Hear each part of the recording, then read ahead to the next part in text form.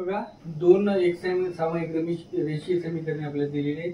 5m minus 3n बरोबर 19 आणि m minus 6n बरोबर मायनस 7 बरोबर आहे.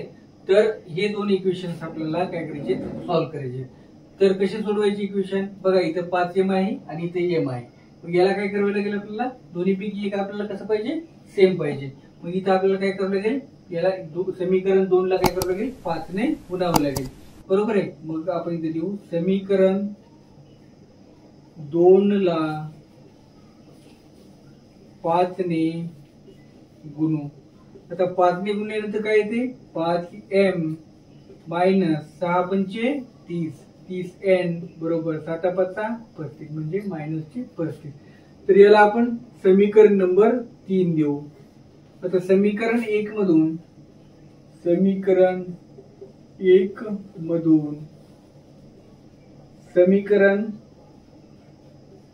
2 वजा करू. समीकरण 1 मधून समीकरण 2 आपल्याला काय करायचे, वजा करायचे. तर समीकरण 1 कोणतं आहे, 5m मायनस 3n बरोबर 19 आणि 1 मधून 3 वजा करायचे आपल्याला. लक्षात घ्या, हे 3 वजा करायचे आपल्याला. ठीक आहे. तर 5m मायनस 30n बरोबर 19 किती आहे इथे, मायनस 35. ठीक आहे. तर आता आपण इथं वजा करायचे. वजा करायचं म्हणजे इथे काय होईल, प्लसचं मायनस होईल, मायनसचं प्लस होईल, मायनसचं काय होईल, प्लस होईल. ठीक आहे. तर हे 5m आहे, हे मायनसची इथे प्लस झालेले आहेत बरोबर आहे. 19 आणि 35 किती होतात, 54 होतात. तर 27n बरोबर 54 आलं. म्हणजेच n बरोबर 54 भागिले 27.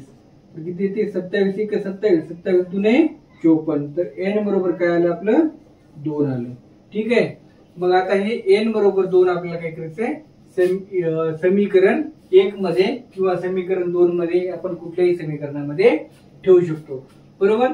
तर त्यामुळे आपण इथे ठेवू n बरोबर 2 ही किंमत समीकरण 1 मध्ये ठेवू. ठीक आहे. तर n बरोबर 2 ही किंमत आपण समीकरण 1 मध्ये ठेवल्यानंतर काय येते बघा, 5m मायनस 3 गुणिले 2 बरोबर 19. तर 5m मायनस 6 बरोबर 19. तर 5m हे मायनसचे 6 तिकडे गेल्यानंतर काय होतील, प्लस होतील. म्हणजे 19 प्लस 6 किती होतील, 25. म्हणजे m बरोबर 25 भागिले 5. तर m बरोबर किती येईल, 5 1 5 5 5 25. m बरोबर 5 येईल. मग आपली m आणि n ची व्हॅल्यू काय आली, m कॉमा n बरोबर m ची व्हॅल्यू काय आहे, 5 आणि n ची व्हॅल्यू काय आली, 2. ठीक आहे. तर हे झालं आपलं इक्वेशन सॉल्व. तर आता हे बघा 5 गणित आहे. 5x प्लस 2y बरोबर मायनस 3 आणि x प्लस 5y बरोबर 4. तर आपण नेहमीप्रमाणे काय करू, याला नंबरिंग देऊन घेऊ. नंबरिंग याला 1 नंबर द्यायचा पहिल्याला आणि याला 2 नंबर द्यायचा. ठीक आहे.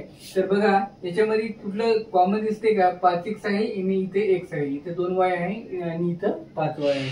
मग आपल्याला काय करावं लागेल, या जागी काय करावं लागेल, 5x करावं लागेल. म्हणून आपण काय करू, समीकरण 2 ला कितीने गुणायचं, 5 ने गुणू बरोबर आहे. समीकरण 2 ला 5 ने गुणल्यानंतर काय येतंय, तर बघा आता समीकरण 2 ला 5 ने गुणल्यानंतर 5x प्लस 5 5 25y बरोबर 4 पंचे 20. ठीक आहे. तर याला आपण काय देऊ, समीकरण नंबर 3 देऊ. ठीक आहे. तर त्याच्यानंतर मग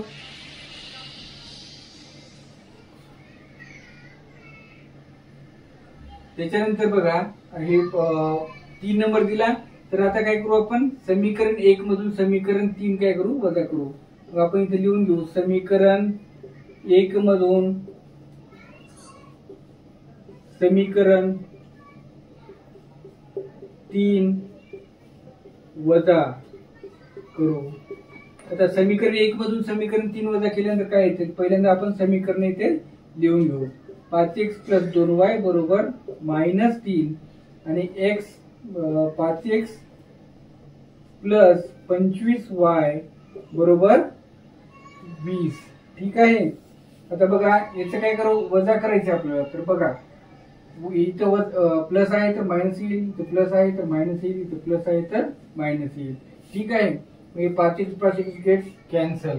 बरोबर. इथं -23y येतील आणि -3 -20 किती येतील? -23 म्हणजे वजाचे 23 इथे येतील. हे वजा वजा कॅन्सल होतो.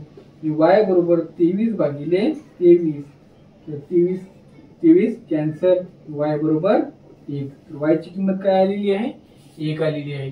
तर आता बघा ही जी y ची किंमत 1 आहे ती किंमत आपण काय करू? समीकरण 1 मध्ये ठेवू. म्हणजे y बरोबर 1 ही किंमत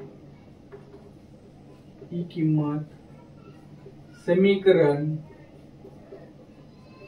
1 मध्ये ठेवू. आता y बरोबर 1 ही किंमत समीकरण 1 मध्ये ठेवल्याला काय येते बघा. ही समीकरण आपण एक समीकरण लिहून घेऊ. 5x + 2y बरोबर -3 म्हणजेच 5x + 2y ची किंमत काय आहे? 1 गुणिले 1 बरोबर -3. काय आलं? 5x बरोबर. आता हे बघा 2 गुणिले 1 किती होतील? 2च होतील. बरोबर आहे. हे 2 तिकडे गेले काय झालं? -2 झाले. बरोबर आहे. म्हणून इकडे काय येईल? -5. x बरोबर काय येईल? -5 / 5. मग x बरोबर काय येईल? 5 × 5 5 × 5 -1. x ची व्हॅल्यू किंमत काय आली? x बरोबर -1. मग काय झालं? x, y bracket is equal to x ची किंमत काय? -1 आणि y ची किंमत काय आहे? 1.